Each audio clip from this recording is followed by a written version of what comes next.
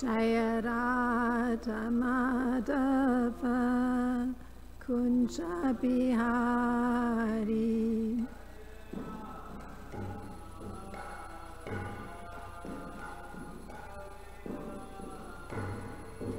Jaya Radha Madhava Kunja Bihari.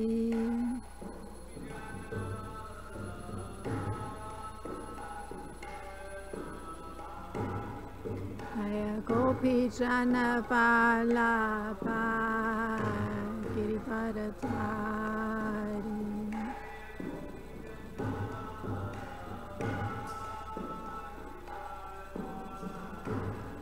Jaya Gopi Jana Vallabha Girivardhari.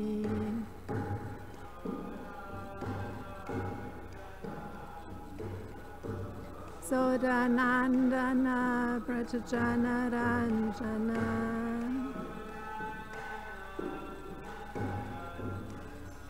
Yasodanandana Prachajana Ranjana. Amunatira Vanachari.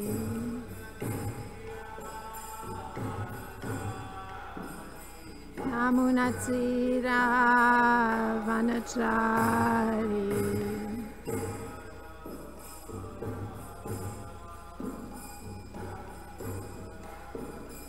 Jaya Radha Madhava Kunja Bihari.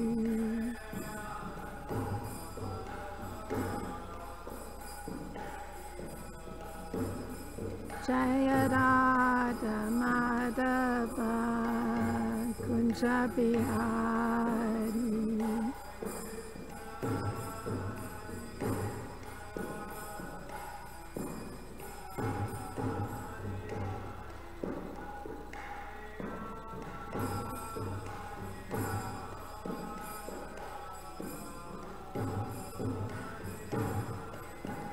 Hare Krishna, Krishna Krishna, Hare Hare, Hare Rama, Rama Rama, Hare Hare.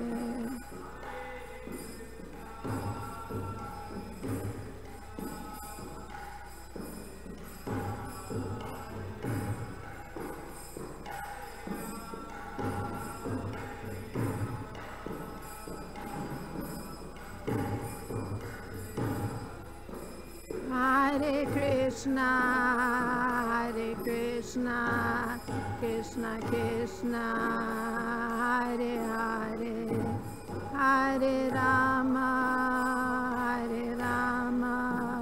Rama Rama, Hare Hare.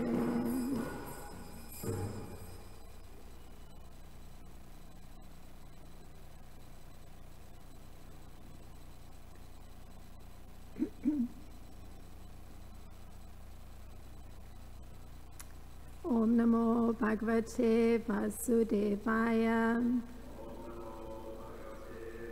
Thank you very much. Om Namo Bhagavate Vasudevaya.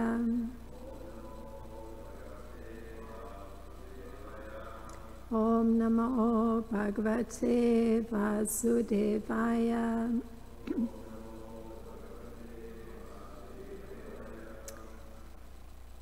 So we are continuing with chapter 10 of the Srimad Bhagavatam, Canto 10, chapter 5, and the text for today is 11 and 12.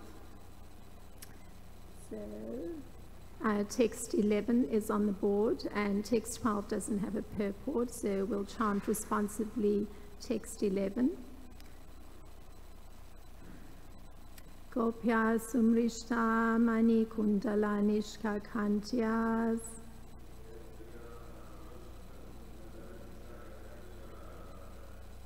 Chitrambara Pati Shikasyutta Malya Varshaha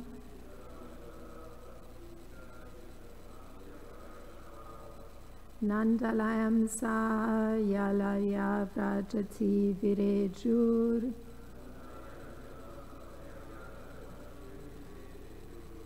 Vyalola kundala payodharhara shobham.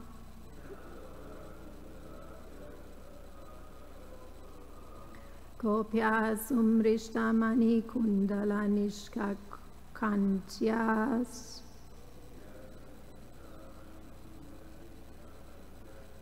Chitrambara pati shika chutamalya varshaha.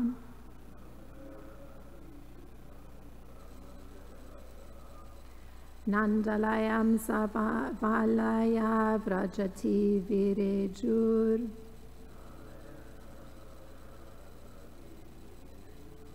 Yalola kundala payodharhara shobham.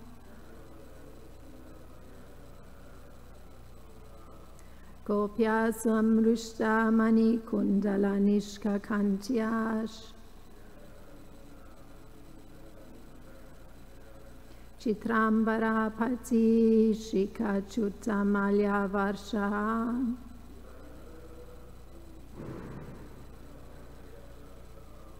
Nandalayam savalaya vrajati virejur.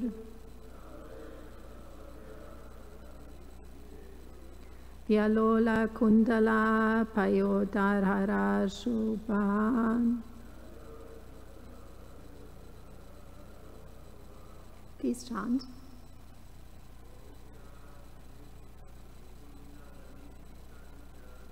Gopyam sumrishta mani kundala nishkakantyas. Chitrambara pati sikha chutamalya varsha.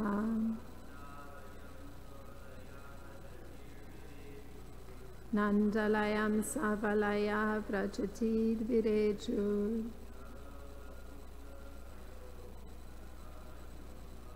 Yalola kundala payodharhara shobham.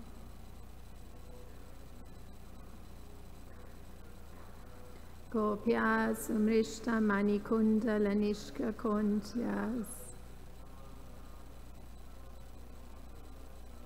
Chitrambara pati shika chutamalya varsha. Nandalayam savalaya vrajati virejur. Yalola kundala payodharhara shobham.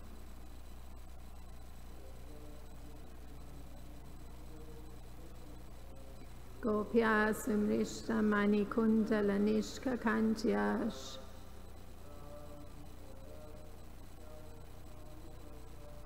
Chitrambara pati sikha chutamalya varsha.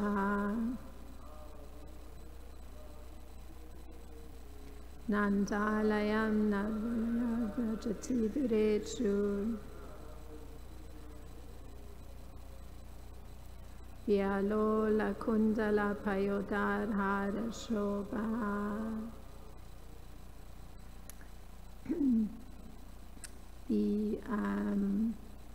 I guess I'll do the word-for-word translation and the purport, and then read the next verse. Gopya, the gopis. Sumrishta, very dazzling. Mani, made of jewels. Kundala, wearing earrings. Nishkakantya, and having little keys and lockets hanging from their necks.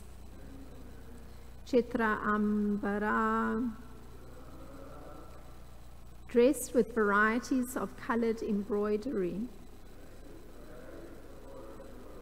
Pati, on their way to Yasoda Mai's house.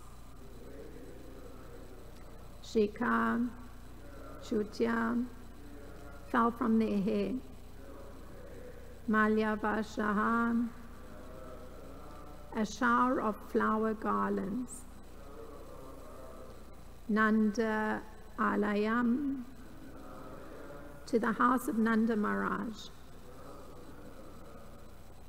Savalayaham, with bangles on their hands. Rajati, while going in that costume. Vireju, they looked very, very beautiful. Vyalola, moving. Kundala, with earrings. Payodara, with breasts. Hara, with flower garlands. Shobha, who appeared so beautiful. The translation for text 11. In the ears of the gopis were brilliantly polished jeweled earrings, and from their necks hung metal lockets. Their hands were decorated with bangles. Their dresses were of varied colors, and from their hair flowers fell onto the street like showers. Thus, while going to the house of Maharaj Nanda, the gopis, their earrings, breasts, and garlands moving, were brilliantly beautiful. Purport. The description of the gopis who were going to the house of Maharaj Nanda to welcome Krishna is especially significant. The gopis were not ordinary women, but expansions of Krishna's pleasure potency as described in the Brahma Samhita. Ananda Chinmaya Rasa Pratibhavi Tabis, Tabidya Eva Nija Rupataya Kalabi, Goloka Eva Nivasati Akhilatma Bhuto Govinda Maripurusham Tamaham Bhajami, 537. Chintamani Prakara Sadmashu Kalpa Vriksha Laksha Vriteshu Shurabi Api Palayantam Lakshmi Sahasra Sata Sambrama Sevayana Manam Govinda Maripurusham Tamaham Bhajami, 529. Krishna is always worshipped by the gopis wherever he goes. Therefore, Krishna is so vividly described in Srimad Bhagavatam. Sri Chaitanya Mahaprabhu has also described Krishna in this way. Ramya Kachit Upasana.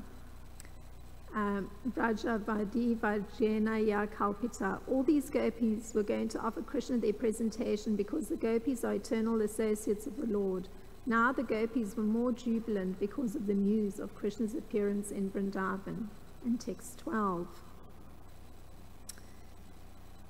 Tashisha Prayuja Yanujanash Chiram Pahiti Balakhe Haridra Churna Tailabi Suchantyo Gyanam Ujaiku. And the translation for text 12. Offering blessings to the newborn child, Krishna, the wives and daughters of the cowherd men said, "May you become the king of Vraja and long maintain all its inhabitants." They sprinkled a mixture of turmeric powder, oil, and water upon the birthless Supreme Lord and offered their prayers. Om Jnana-timirandasya Gyananjana Shalakaya Chakshurun Militam Yena Tasmai Shri Gurave Namaha. Namo Vishnu Padaya Krishna Prasthaya Bhutale Srimati Romapada Swami Iti Namine. Namo Vishnu Padaya Krishna Prasthaya Bhutale Srimati Bhaktivedanta Swami Iti Namine. Namaste Saraswati Deve Gauravani Pracharine Nirvishesha Sunyavadi Paschatya Deshatarine. Jai Shri Krishna Chaitanya Prabhu Nityananda Shri Advaita Gadadhar Shivasadi Gaura Bhakta Vrinda. Hare Krishna Krishna Krishna Hare Hare, Hare Rama Rama Rama Hare Hare.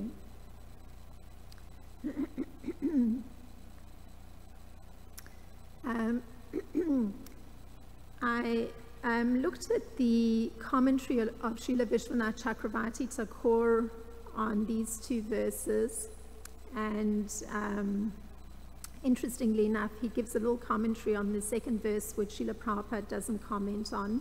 So I'm going to try and interconnect everything and proceed. So Srila Vishwanath Chakravarti Thakur in the Sarata Darshini he comments on this verse that we have on the board, saying that, because it's Sukadev Goswami who's speaking, he's commenting that Srila Sukadev Goswami was feeling somewhat dissatisfied with the description he'd already given of the gopis. So the description that was already given was this one. I'll read the English.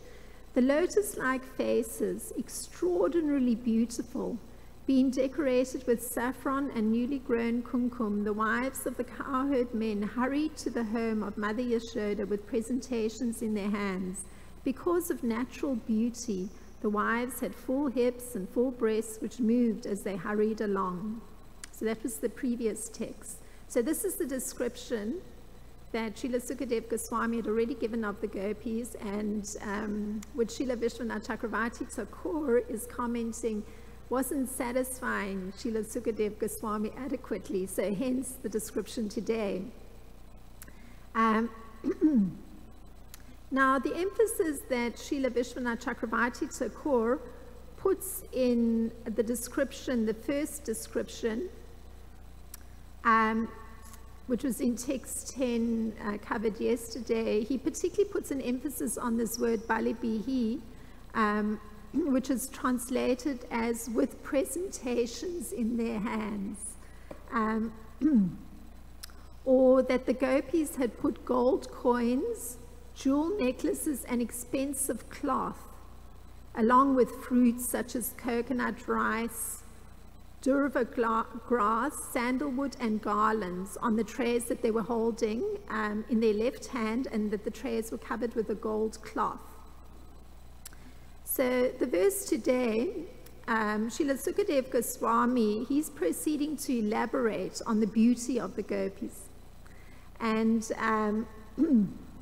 so the earlier mention was that their lotus-like faces were splendid with kumkum powder. And in the description today, the further addition that's coming is that, and I think it's in the second line, yes, Shikha, their hair was tied up. So that's the second thing that's coming, or an elaboration of the description of the gopis. Now, there's a significance for the gopis carrying a tray laden with gold coins. And that is that there's a Vedic injunction that wealth has to be purified. And generally, accumulating wealth, it isn't necessarily always done through an honest means or a pious means. So purification has to be done by giving gold to the brahmanas in charity. So this is the means to, I guess, nullify the impiety involved in accumulating the wealth. So, and this is charity in the mode of goodness.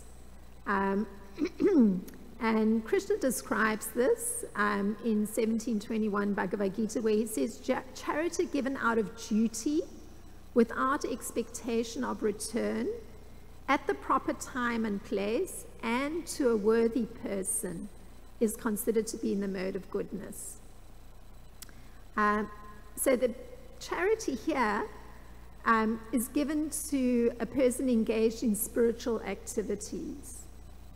So the only criterion that needs to be met for charity being given in the mode of goodness is the timing and the recipient. Because if that criterion is meant of the correct timing and the correct recipient, then it allows for spiritual perfection. So the charity has to be given to a qualified brahmana or a Vaishnava devotee in a temple or at a place of pilgrimage. And there's also the timing aspect. Charity can be given at the time of an eclipse, a lunar or a solar eclipse. Like recently, I've been exposed to a young woman who was drawing my attention to the fact that quite twice already there's been a solar eclipse, not visible in Chicago, but the family tradition was to observe an austerity. So this is not taking into account, let's say, because it's going to the Karma Kanda section of the Vedas where there's perform an austerity at the time of a solar eclipse. So in the austerity that was described to me was not being permitted to sit down for the duration of the eclipse, which I think was a period of 4 hours. So for 4 hours, just having to pace, not perform any work, but just pace up and down. And this particular person was in a pregnant condition, so this was not an easy austerity for the person, because in fact the legs were very tired. But it's very interesting here, the recommendation is that at a time of a solar eclipse, one should give in charity. So that would have been an easier, much easier way, and actually I guess taking care of the significance of the timing in a way that allows for spiritual elevation. Now,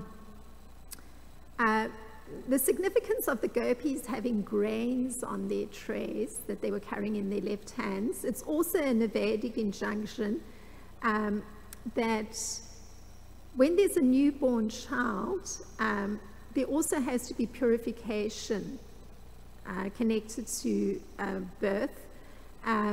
And this purification is to be done by gifts of grain to the brahmanas. So we see the gopis are carrying in their left hand the gold coins and the grains is mentioned.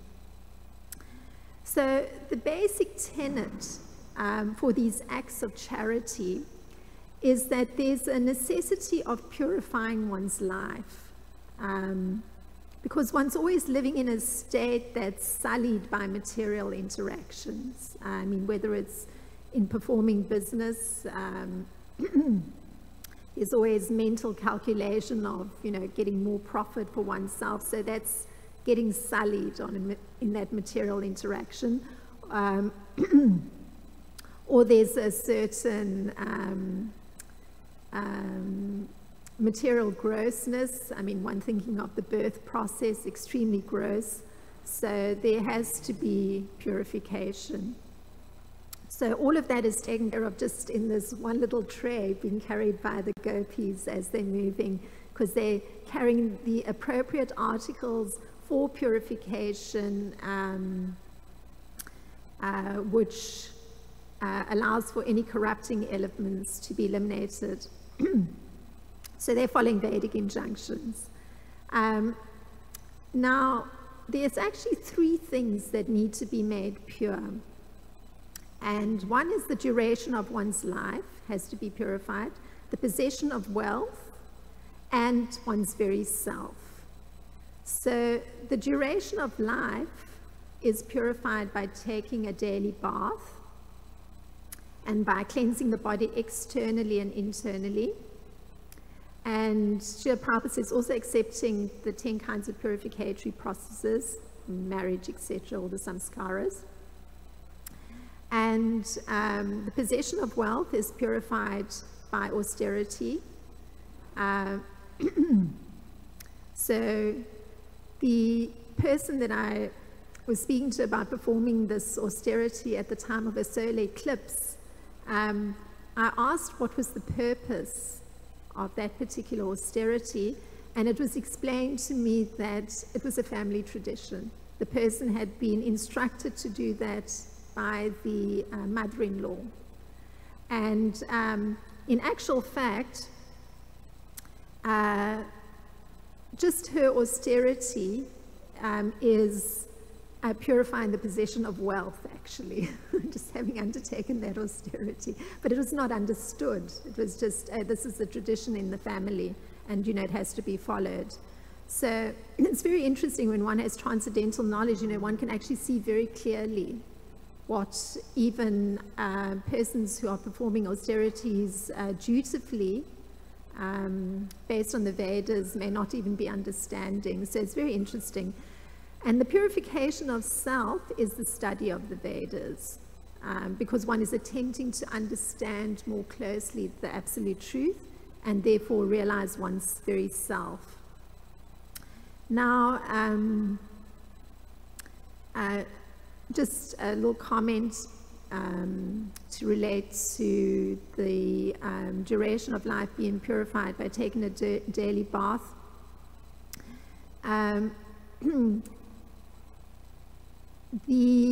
All the toxins get eliminated during the night. So, there's, in a gross way, even impure thoughts, etc., it comes out in the form of toxins through the skin. So the bath cleanses all that away. So it's extremely important. Now, going back to, in the same way that the cowherd men, once they heard that Nanda Maharaj, the father of Krishna, was celebrating the birth ceremony of his son, they dressed themselves with very expensive garments, and they also put on ornaments, such as different kinds of earrings. So it's interesting. It was the custom for the men to wear earrings, and they put necklaces on their bodies. And they placed great turbans on their heads. And in the same way, we hear that the gopis were decorating their ears with pearl rings. So we get a little bit more description for the gopis of what it is, what the earrings look like. They're pearl rings. And their necks had jeweled lockets. So it means everything's gleaming. And their lips and eyes had different kinds of lipstick and ointment. And their hands had nice golden bangles. So that's what we were reading today.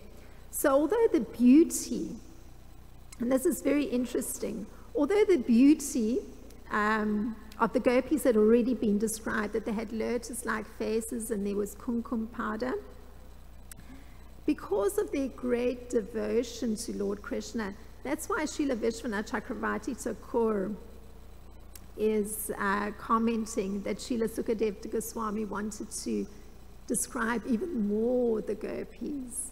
Because naturally one feels this incredible desire to glorify very great devotees of the Lord. So of course, Srila Prabhupada in the purport is mentioning they're the eternal associates of the Lord. But at any rate, as devotees of the Lord, we have the enhanced beauty of the gopis being described in a very particular way, and it's quite subtle because the beauty is described in terms of their movement. So it's described that they were hastily passing over the stone road, and as they were hastily passing over the stone road, the flower garlands that were decorating their bodies fell to the ground, and it appeared that a shower of flowers was falling from the sky. So this is how the beauty is enhanced, this visual image that it's as though cascades of flowers are falling from the sky when their movement is creating the falling of the flowers to the ground. And also there's the movement from the different kinds of ornaments on their bodies, which makes them look still more beautiful. So from Srila Vishwanath Chakravarti Thakur's commentary, this means this is how Srila Sukadev Goswami further enhances the beauty of the gopis. So it's very subtle, describing that the movement is adding to their beauty. And there's, in Krishna book, Srila Prabhupada makes an interesting analogy on this, and this is his analogy. As the dust on the lotus flower, and this is from the earlier verse where Srila Sukadev Goswami was not completely satisfied, but Srila Prabhupada makes an analogy referring to the beauty of the gopis. As the dust on the lotus flower exhibits the exquisite beauty of the flower, so all the gopis, the cowherd woman, applied the dust of kumkum on their lotus-like faces. So Srila Prabhupada is, I guess, highlighting the beauty, the earlier description of the lotus-like faces of the gopis from Srila Sukadev Goswami's description by making that analogy that it's very much like the kumkum powder on the lotus-like faces is like the beautiful pollen coming from the lotus flower. It points more to the exquisite beauty of the flower. So their faces are appearing even more beautiful with the kumkum powder on it. So on a very mundane level, because I was trying to think a little bit on this topic, and naturally I have a whole section in my own memory bank that's more mundane. So I'm going to backtrack a little and lead to the thought process. Now, there's usually an urge in humans to find out what another person is like. This is a common thing. So the curiosity is responsible for all the success of gossip magazines as well as autobiographies. There's that urge to find out more about a person or what a person is like.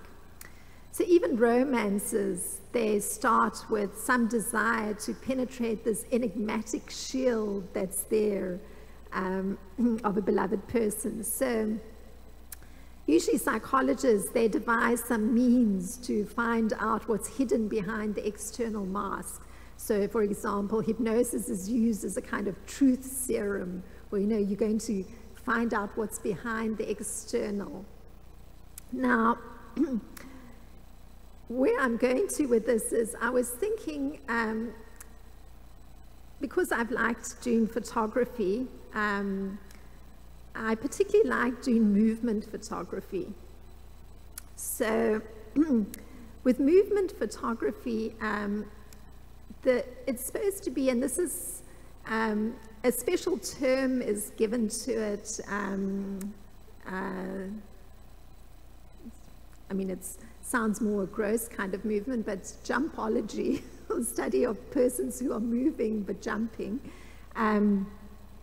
It says that the real self becomes visible. So the camera captures, when a person's in movement, they can't conceal something of their internal self, like the expression will suddenly be whatever, a little bit concerned, even though they're jumping, or very free. So, the person throws was very abandoned to movement. So it says something of the character of the personality. So in the case of the gopis, there's that same kind of falling away of gravity, meaning that the flowers are falling to the ground and they appear to be showering from the sky. So in their case, their movement was impelled by joy. So as soon as they heard that Mother Yasoda had given birth to a child, all the cowherd women had become overwhelmed with joy. So this is what impelled their movement, and hence they appear to be moving in a way that was so speedy that even though the flowers were on their bodies, it appeared that the flowers were coming from above and falling down. So there was a kind of loss of gravity, meaning the movement wasn't bound to the earth, so to speak. At least this is how I'm understanding the showering of the flowers. And there's a description of the emotions of the cowherd men as being exactly the same. And this is, I'm reading from Srila Prabhupada's Krishna book. He puts it this way: when all the ecstatic cowherd men heard that Nanda Maharaj, the father of Krishna, was celebrating the birth ceremony, they became spontaneously joyful. So everything is impelled by joyfulness, all the movement. So one could infer that the beauty is there too because of extreme joyfulness. Now, Srila Prabhupada states that the gopis and the inhabitants of Vrindavan, they didn't know anything except Krishna. So their whole purpose in life was to love Krishna. So this devotion to Lord Krishna, there's a section of the Bhagavatam where Srila Vasudeva is speaking, and he explains how he understands this devotion, which we just are hearing how it was manifest through the movement and the decoration and following the Vedic injunctions. He explains it this way. This is quoting him, Vasudeva speaking. Devotion, direct experience of the Lord, and detachment from other things.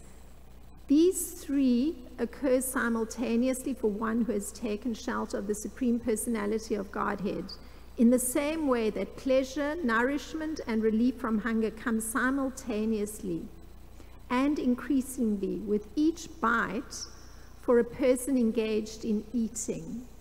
So this is from Srimad Bhagavatam in the 11th canto in the 2nd chapter. So this is Vasudeva describing this devotion. So the analogy that he's giving is that bhakti can be compared to satisfaction, because both are forms of pleasure. So there's deep internal satisfaction. So it means pleasure's been experienced because of the satisfaction. And the experience of the Supreme Lord, so there's experience of him by remembering him or going towards him, as the gopis and the cowherd men are doing. And the nourishment that comes from that remembering, they're analogous, because both nourishment and the experience of the Supreme Lord, thinking of him, moving towards him, they're sustaining life. So actually the gopis' lives and the cowherd men's lives are being sustained just by their moving towards Krishna. And at the same time, and taking this analogy into account that Vasudeva is giving for how devotion works, there's detachment and a cessation of hunger. So it means that one is freed from wanting anything else. So there's a peacefulness. So somebody who's experiencing the Supreme Personality of Godhead isn't actually interested in anything other than Krishna, because his attachment to Krishna is increasing at every moment. And in addition, any object is considered as something to be used in his service, as opposed to specifically thinking of that object as an enjoyable object. So we found that little plate representing all these valuable things following Vedic injunctions, but it's been used in the service of the Lord, the giving of charity at the right time, at the right place. And then the second verse from today that didn't have the purport, it's commented upon by Srila Vishwanath Chakravarti Thakur.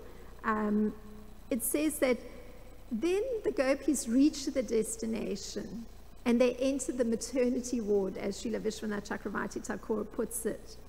So what the gopis say when they see Krishna is, "May you protect us." So Krishna, the son of the king, if one looks at it practically, would protect them when he assumes the throne, so to speak. But there's another reading there too, and that is that out of parental affection, the gopis are offering at Krishna a blessing. May you live a long life. And Srila Prabhupada also writes this in Krishna book, where he says that the gopis bless the child. "Dear child," this is Srila Prabhupada writing, so he puts it in his words, "Dear child, you live long just to protect us." So it's a blessing, but inbuilt in it is looking to him for protection. So the next part that wasn't, since there's no commentary on this verse, Srila Vishwanath Chakravarti Thakur does comment. This is the verse that says, "They sprinkled a mixture of turmeric powder, oil, and water upon the birthless Supreme Lord and offered their prayers." Srila Vishwanath Chakravarti Thakur actually says that the elderly gopis, they went outside and celebrated Krishna's birth by singing loudly. And this is interesting because in the Nectar of Devotion, there's mentioned by Srila Rupa Goswami that singing loudly is actually a symptom of ecstatic love. So this is what they did, and alongside the singing loudly, they sprinkled each other with a mixture of oil, water, and turmeric. So those were the 2 verses today. If there's any comment or thought or some expansion of the discussion.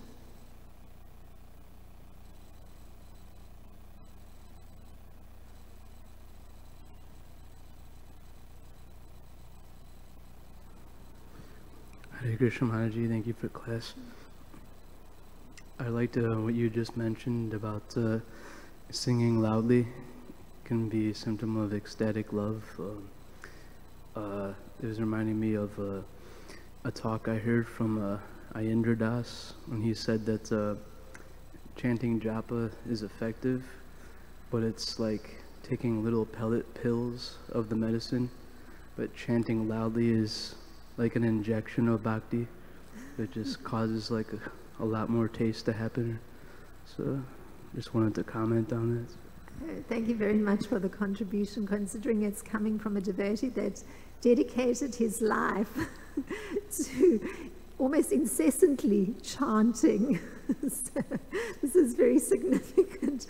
And it's interesting when one makes a connection also that it's a symptom of ecstatic love. So surely through his continuous ecstatic chanting, it was an indication of the great ecstasy he was feeling internally. So thank you very much for the contribution. In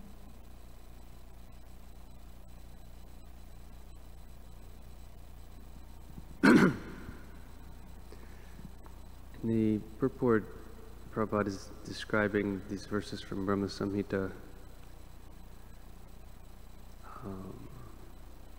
Ananda Chinmaya Rasa Pratitavitabhis.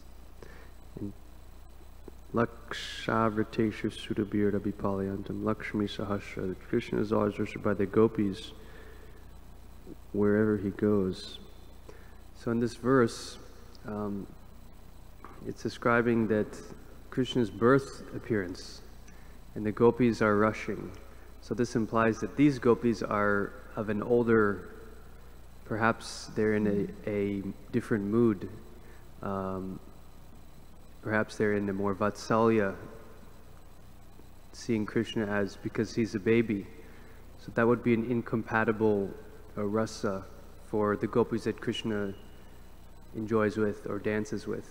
So just curious if these gopis are more they're the more motherly kind of gopis. If you have any thought on that. The only statement that indicates something of the age factor, so to speak, by Srila Vishwanath Chakravarti Thakur is that the elderly gopis, it specifically says elderly gopis, so presumably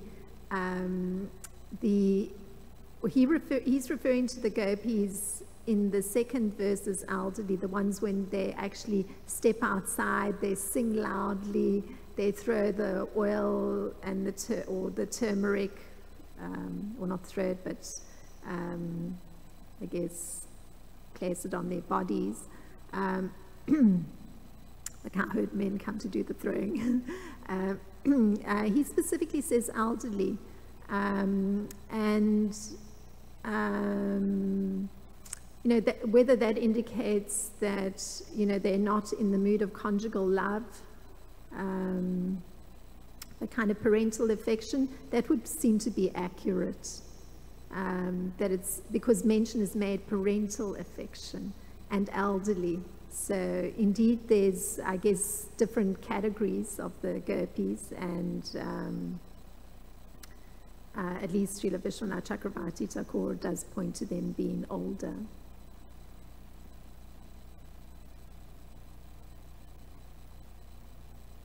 Yeah.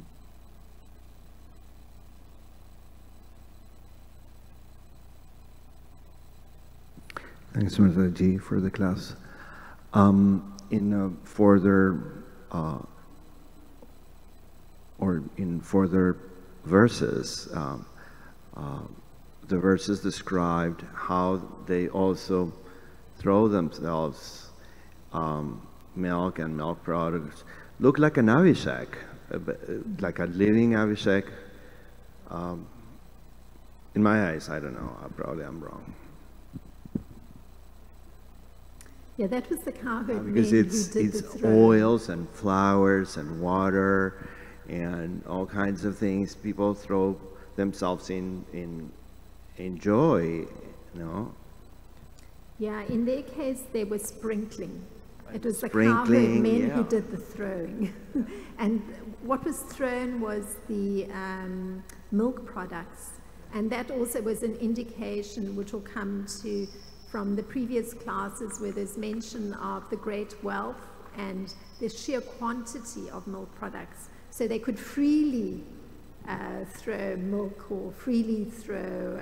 They could afford the luxury because there was surplus for everybody. Yes. There was so much of those products that it wasn't an important thing. Yeah, they were throwing condensed milk, so not just regular milk. So it's quite thick and very sweet. So indeed, that's actually the favorite part of any Abhishek, when you see the deities with the very thick yogurt, completely obscuring them almost, yeah. So it's very ecstatic. So yes, it's very joyful, indeed, very joyful. So it's nice making the connection with Abhishek, yeah. Yeah. Yeah, the gopis were sprinkling turmeric powder, oil and water, both upon Krishna and on themselves. So they were more sedate, but still impelled by joy. Yeah, it's great joyfulness. So, it's very nice just to get into the imagery, which you highlighted on the description of Sukadev Goswami, but also thinking that they, usually when people goes to these big occasions, they bedeck themselves, with their best things, like these marriages and these expensive saris or dhotis and jewelry, but the cowherd people, the ladies and the men, they didn't have any concern about their expensive clothing and jewelry. They were throwing butter and condensed milk at each other, sprinkling things, which basically, that's the end of that one, But that also tells their opulence and sort of detachment, and the joy is that what the heck. Oh, thank you for highlighting that. Yes, having had the experience of trying to wash something stained by turmeric, I can attest to the fact that it may be ruined garments indeed. So that further enhances the joyfulness, the complete disregard for and as mention is made, it's very expensive garments that they put on. So indeed, sprinkling oil, turmeric, truly indeed, that is the end of that garment. So thank you for that charming point that only enhances the whole descriptive mood of the joyfulness of the occasion, the disregard for the expensive clothing items. Thank you very much. So on that exceptional note, thank you very much for kindly attending the class. Srila Prabhupada Ki Jai.